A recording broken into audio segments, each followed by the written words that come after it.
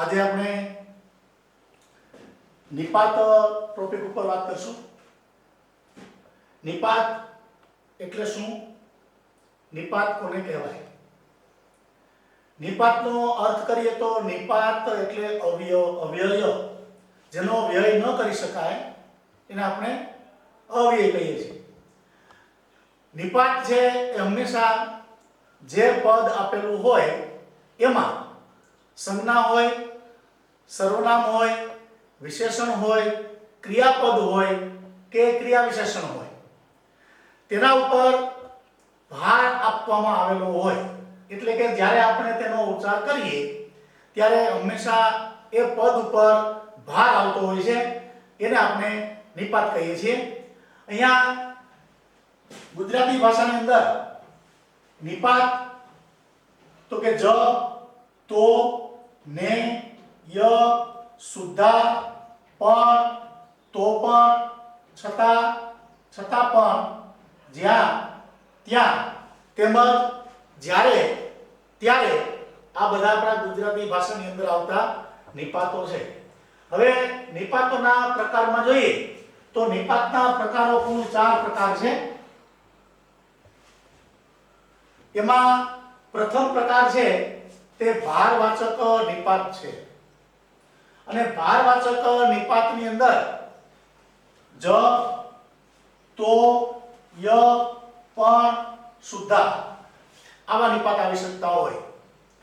જે પદની અંદર જ, તો, ય, પણ કે સુદ્ધા આવા જે પદ મૂકેલા હોય તો આપણે સમજવાનું કે આ ભારવાચક નિપાત છે। એનું આપણે અહીંયા ઉદાહરણ લખીએ કે હિતેશ જ લખશે, હિતેશ જ લખશે। અહીંયા જ ઉપર ભાર આપવામાં આવ્યો છે। હવે આ પણ વાક્ય જ કહેવાય, પણ આને પણ આપણે વાક્ય જ કહીએ, હિતેશ લખશે, તો આ પણ વાક્ય છે।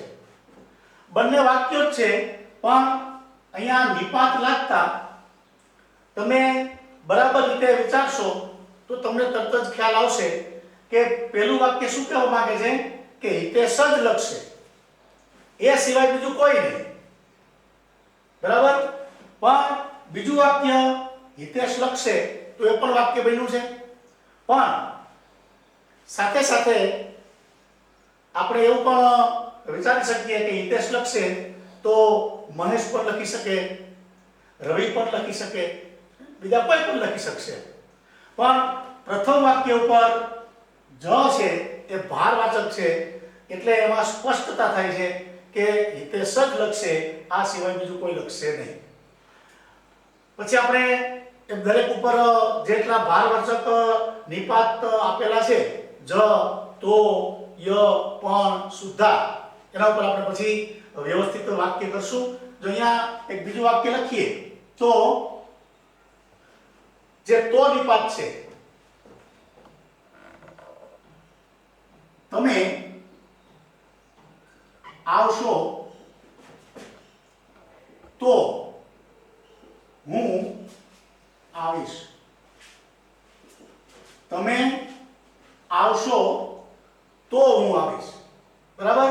અહીંયા તો ઉપર ભાર છે।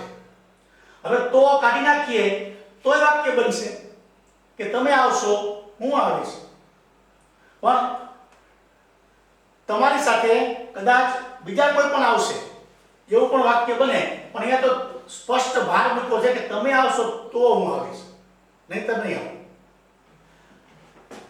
બીજું આમે, અમે આવવાના હતા, આમે અમે આવવાના હતા, તો શું દર્શાવે છે કે ય છે એ ભારવાચક છે। આમે અમે આવવાના હતા એટલે શું કહે છે કે કદાચ તમે જો અમને કહ્યું ન હોત તો પણ અમે આવવાના હતા જ। એટલે ય છે ને એ ભારવાચક નિપાતની અંદર યની જગ્યાએ પણ વાપરી શકાય છે, કારણ કે ય અને પણ છે એ બંને સમાન આવે છે. પછી એક આપણે સુધા નિપાત લખ્યો છે ભારવાચકમાં, એનું વાક્ય લઈએ.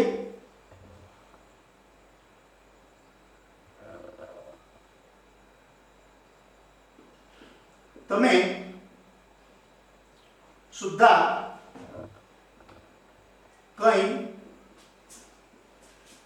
બોલશો નહીં. તો અહીંયા સુધા એ પણ ભારવાચક સ્પષ્ટ શબ્દોમાં ના પાડે છે બોલવાની, તો એ પણ ભારવાચક નિપાત છે.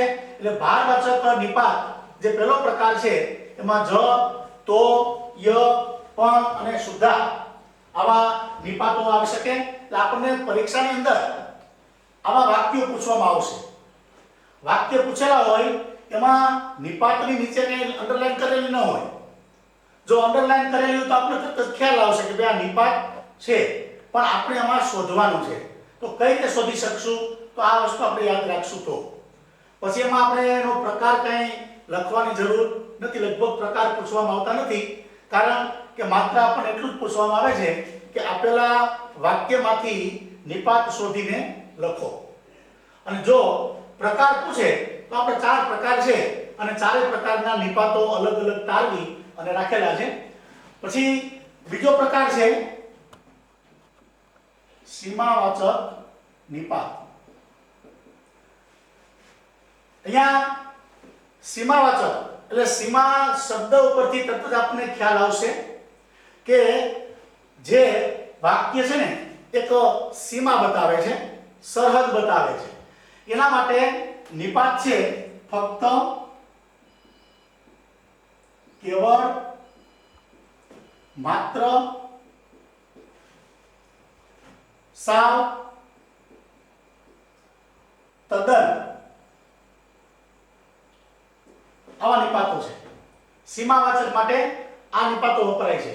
ફક્ત, કેવળ, માત્ર, સાવ, તદ્દન. આવા જ્યારે નિપાતનો પ્રયોગ વાક્યમાં થયો હોય ત્યારે આપણે સમજવાનું કે સીમા દર્શાવે છે, એટલે એ સીમાવાચક નિપાત છે.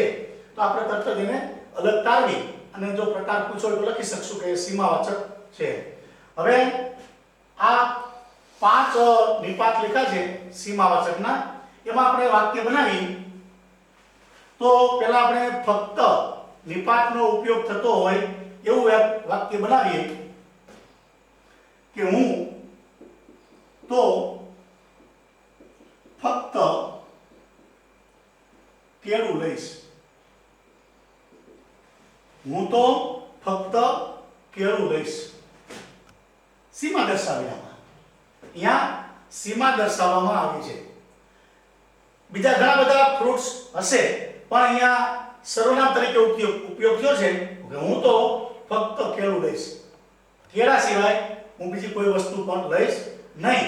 એટલે સીમા બતાવી છે, ત્યાં એની હદ બતાવી છે. પછી કેવળ,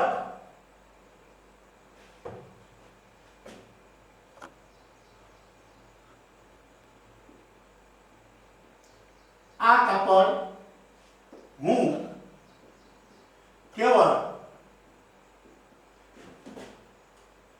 તમારા માટે લાવ્યો છું.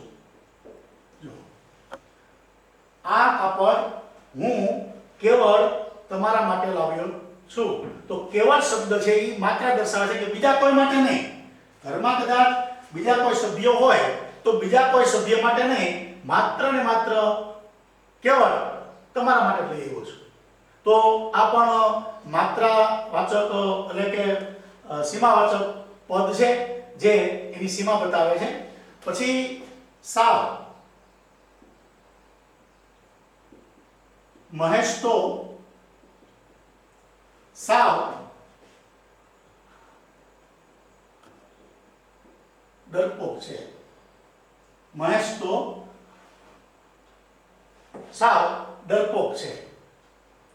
તો એ પણ સીમા બતાવી છે કે એનામાં જરા પણ નિડરતા નથી, બિલકુલ ડરપોક છે.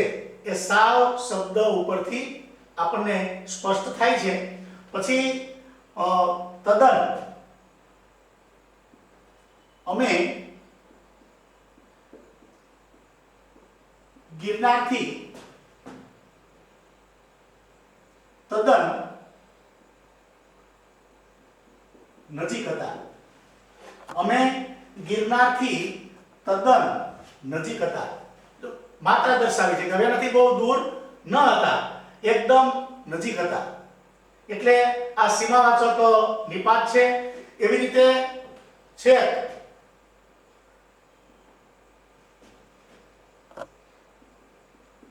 કાલેલકર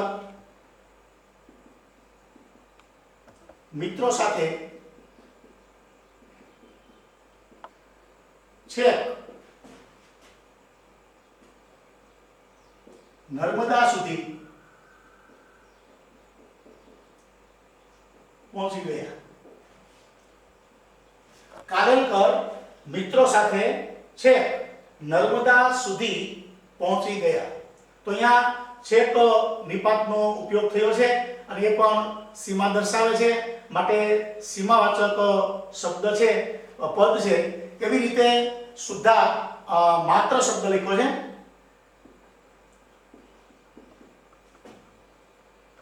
માત્ર આ કાગળ પર લખશો.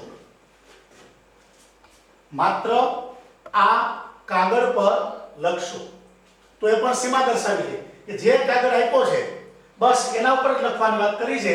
આ સિવાય બીજા કોઈ પણ કાગળ ઉપર લખવાની વાત કરવામાં આવી નથી. એટલે જેમાં જે પદનો આપણે અભ્યાસ કરીએ, પદ વાંચીએ અને એમાં જે સીમા દર્શાવતું પદ હોય ત્યારે સમજવાનું કે એ સીમાવાચક નિપાત છે. તો આ રીતે સીમાવાચક પદની અંદર આટલા નિપાતો છે. ફક્ત, કેવળ, સાવ, તદ્દન, છેક અને માત્ર એ વિનયવાચક નિપાત છે. એની વાત કરવાની છે. તો વિનયવાચક તો એવું વાક્ય આપેલું હોય કે જેમાં વિનય, વિવેક, માન, મોભો કે આદર એવો જે ભાવ દર્શાવવામાં આવ્યો હોય એને આપણે વિનયવાચક પદ કહેશું. એના માટે ખાલી નિપાત છે જી, આ વિનયવાચક એમાં નિપાત જી આવશે. જો એમાં આ સિવાય બીજા કોઈ નિપાત આવતા નથી એટલે વિનયવાચકની અંદર ખૂબ જ આપણે ઓળખવા માટે સરળ પડશે. જી જે વાક્યની અંદર જી પદ લાગેલું હોય ત્યારે આપણે સમજવાનું કે આ વિનયવાચક પદ છે. દાખલા તરીકે આવું વાક્ય આપ્યું હોય, રૂબરૂ મળ્યા તુલ્ય સમજી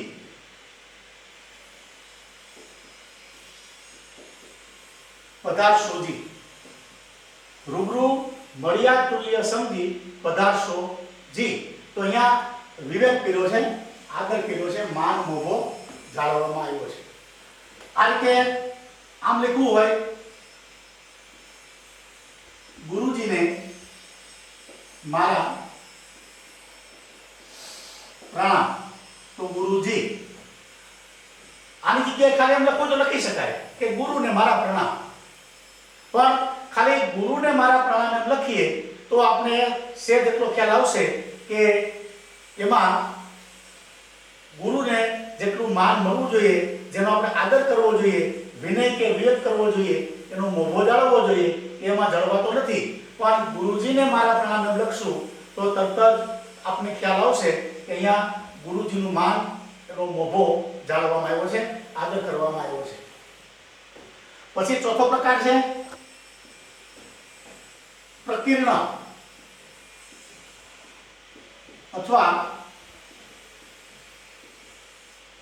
લટકણિયા. પ્રકીર્ણ અથવા લટકણિયા. હવે એની અંદર નિપાતમાં આવશે ને, કે, તો, એમ કે વગેરે. આમાં શું દર્શાવવામાં આવે છે કે માની લો કે આપણે કોઈની સાથે જે કાંઈ વાતચીત કરતા હોઈએ અને એ વાતચીત દરમિયાન ને, કે, તો, એમ કે વગેરે જેવા પદનો ઉપયોગ થયો હોય અને એ વાક્યને અંતે હોય ત્યારે આપણે સમજવાનું કે એ પ્રકીર્ણ અથવા લટકણિયા સ્વરૂપ નિપાત છે. કારણ કે એમાં જ્યારે આવા નિપાતો લાગતા હોય છે ત્યારે હંમેશા વિનંતી, આગ્રહ કે અનુમતિ એનો અર્થ આપણને સ્પષ્ટ થતો હોય છે. દાખલા તરીકે આપણે ઉદાહરણ લખીએ કે તમે અમારે ત્યાં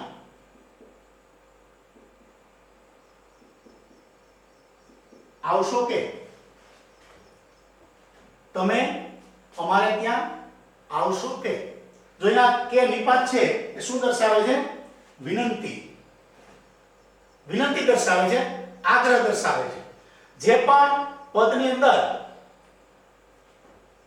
એને વાંચતા આપણને એવો ખ્યાલ આવે કે આમાં વિનંતી અથવા તો આગ્રહ કે અનુમતિનો બોધ છે તો ત્યારે સમજવાનું કે હંમેશા એ પ્રકીર્ણ અથવા તો લટકણિયા સ્વરૂપનો નિપાત છે. એટલે ચાર પ્રકારના જે નિપાતો છે એ ચારે ચાર પ્રકારના નિપાતોની અંદર અલગ અલગ પ્રકારના જે નિપાતો આવે છે તેનો આપણે અહીંયા અભ્યાસ કર્યો છે. હવે આ ઉપરાંત આપણે થોડાક હજુ વિશેષ આના ઉદાહરણો જોઈશું. હવે વિદ્યાર્થી મિત્રો, અહીંયા જે આપણે ચાર પ્રકારના નિપાત જોયા એના થોડા ઉદાહરણો આપણે લઈએ અને પરીક્ષાની અંદર આપણે એના જવાબ કઈ રીતે લખવા એ આપણે થોડોક અભ્યાસ કરશું. તો અહીંયા પહેલું ઉદાહરણ લખ્યું છે કે એક જ ચાલ, એક જ રમરમાટી.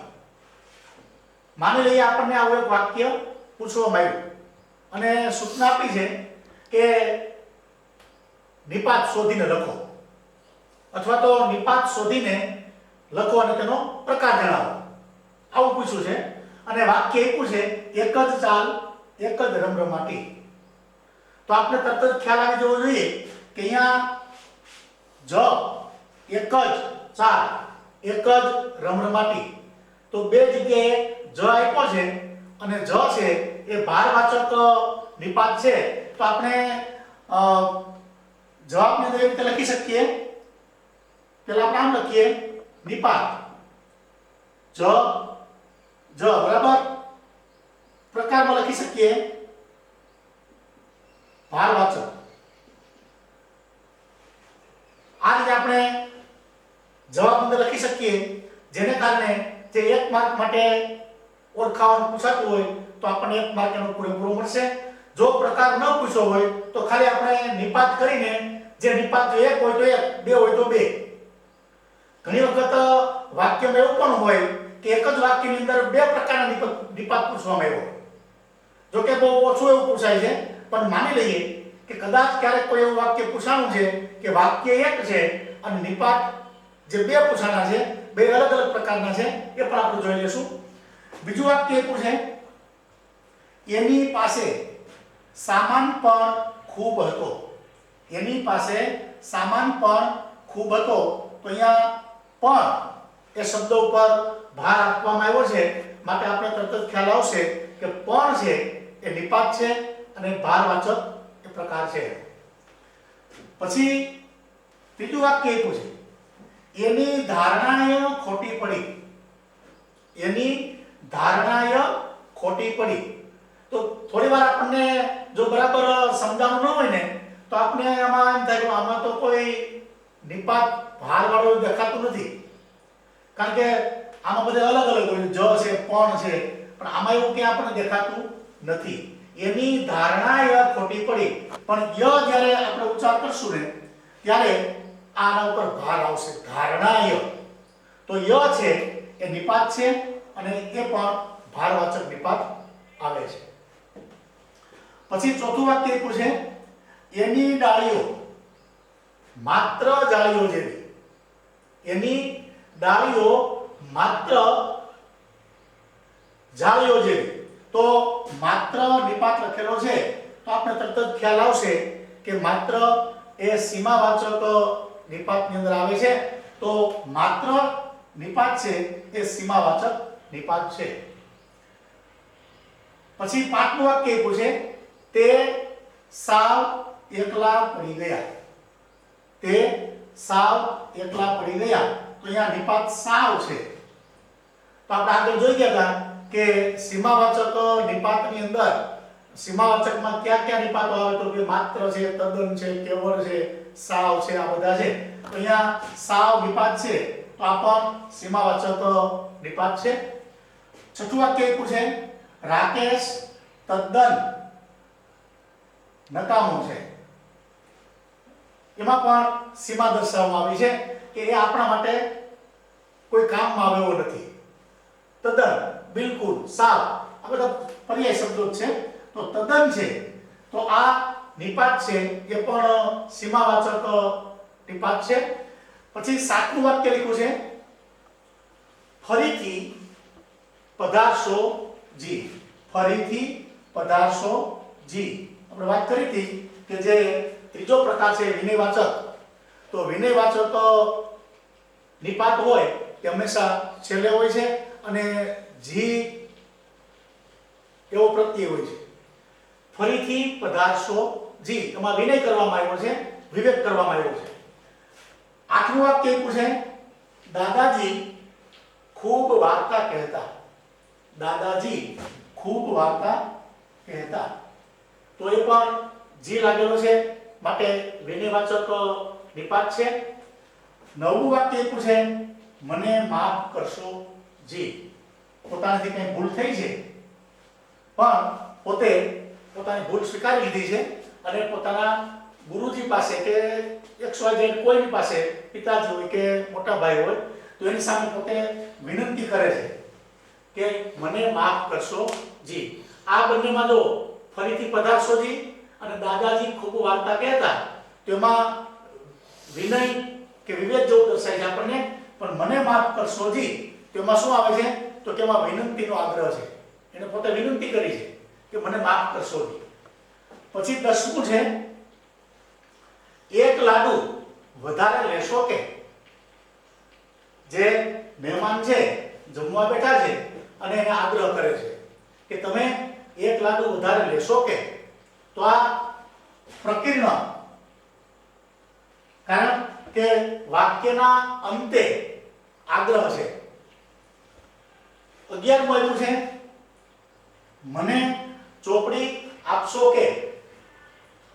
વિનંતી કરી છે કે તમે મને ચોપડી આપશો કે.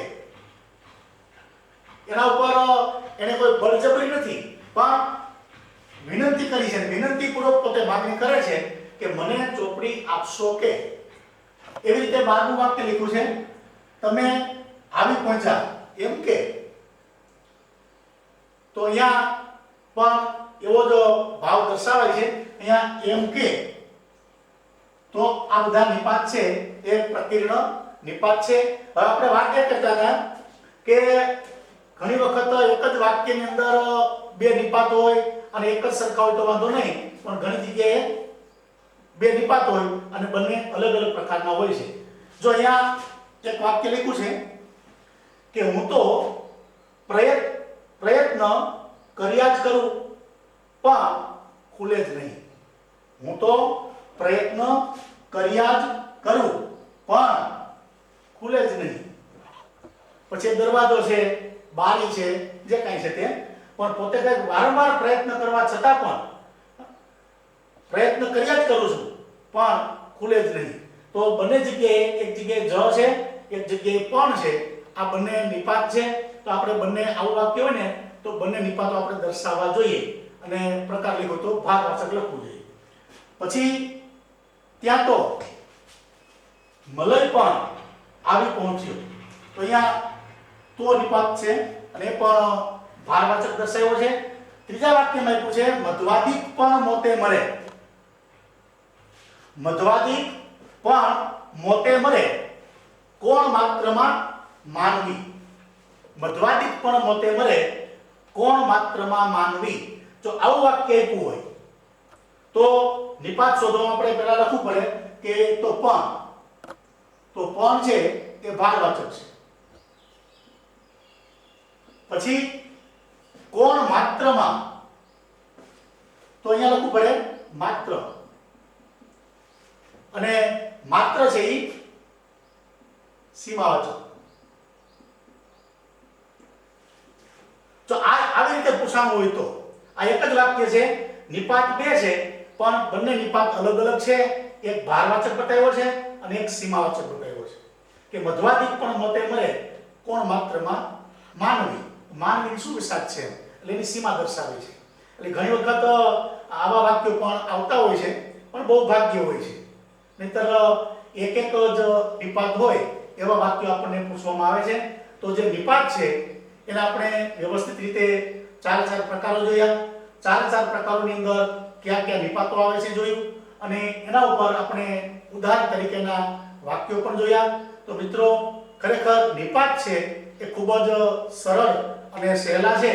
થોડુંક આપણે ધ્યાન રાખશું અને જો આટલું પાકું કરી લેશું તો હું માનું છું કે નિપાતની અંદરથી આપણને મળતા જે 2 માર્ક્સ છે એ આપણા જશે નહીં.